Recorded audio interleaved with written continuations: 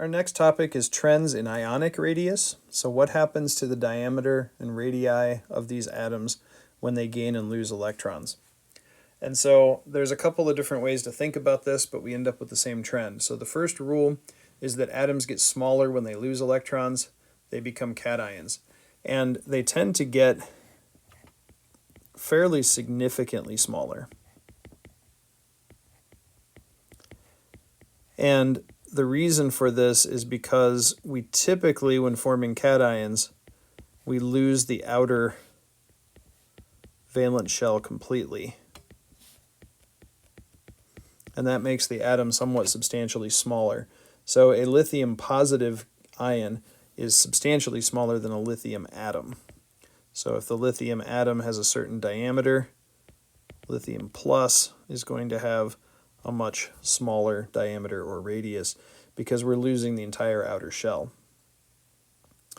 The other opposite rule then is that atoms become bigger as they gain electrons.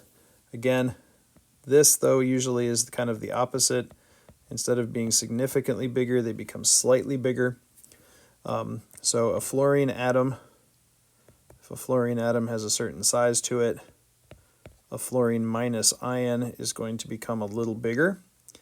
What we're usually doing when we make an anion is we're filling up the valence shell, but we're not adding any more protons to the nucleus, so there's nothing to draw that electron cloud in tighter. As a matter of fact, the electrons repel each other slightly, and so it causes the electron cloud to swell up a little bit and become slightly larger. Now, the other way that you'll see these problems is you'll see a whole bunch of ions given. And what you basically find here, we end up with what are called isoelectronic ions. And so examples of this would be to look at, say, lithium plus, helium, and hydrogen minus. If we were to take a look at those three ions here, we would find that lithium has 3 protons, 2 electrons. A helium atom has 2 protons and 2 electrons. And a hydrogen atom, or a hydrogen anion, has 1 proton and 2 electrons. So these are isoelectronic because they all have the same electronic structure, and that is 1s2. And so when this happens, the cation is always going to be the smallest because it's going to have the most protons pulling the electron cloud in. The helium atom then doesn't have as many protons, so it's going to be physically larger, and the hydrogen ion has the fewest protons, so it's going to be the biggest. And so either way you want to think about it, basically the rule of thumb, all the other things being equal, is that cations are in general smaller, either compared to neutral atoms or to other isoelectronic things that have fewer protons. Neutral atoms are going to be kind of in the middle, and anions comparatively are going to be larger.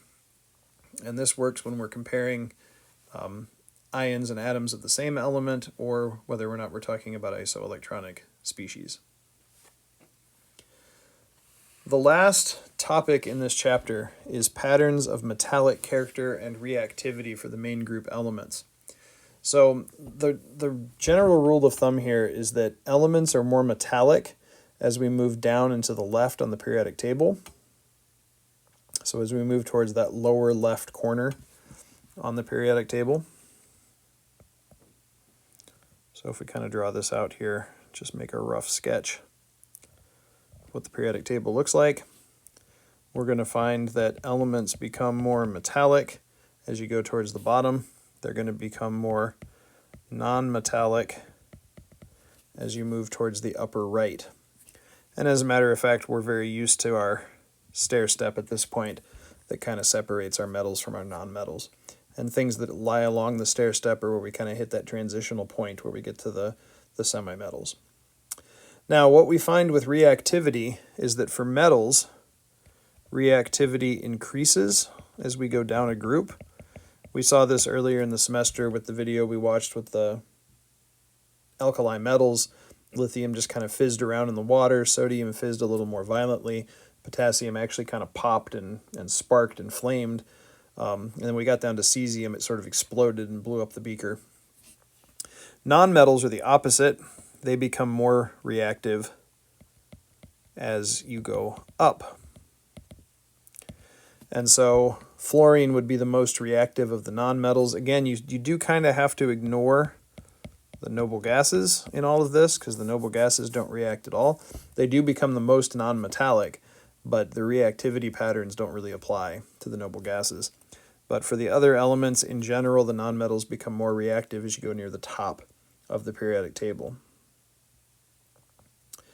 Couple things to note. You do have hydrogen that's kind of an oddball. Hydrogen is unique for a variety of reasons. It can act as a metal when it forms acids. It will lose its electron and form H+. That's why we put it in group 1A. But hydrogen is also a diatomic nonmetal, so you could make the argument it should be over in 7A. It can also form the hydride ion, H-. It can act like a nonmetal sometimes, so we do have to be a little bit careful there. And then the other thing is that the first element in each of the main groups, so in period 2, lithium, beryllium, all the way across through fluorine and neon, are all really unique from the other elements in their group, and this is due to their small size. As we get into compounds in the next chapter, we will see that they can't expand their valence at all. They have to stay to 8 electrons maximum, and that sort of limits what they can do when they form compounds, and so it gives them some unique characteristics and properties. At the bottom of the next page, after all the examples, you can see kind of this summary chart that sort of explains all the different, most of the different trends that we've looked at in this section.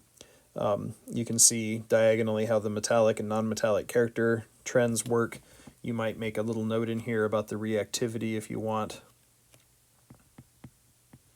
So for metals, the reactivity increases as you go down. For the non-metals, it increases as you go up.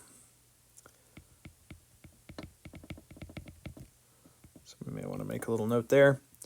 You can see the ionization energy and electron affinity trends are the same, and that's because they're the opposite property and they're defined in the opposite way. And you can see your atomic radius trends here. So what's not on this chart, again, if you're studying here, don't forget to study ionic radii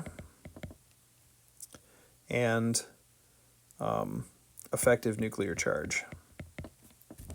And so we could add that here if you'd like. Effective nuclear charge also increases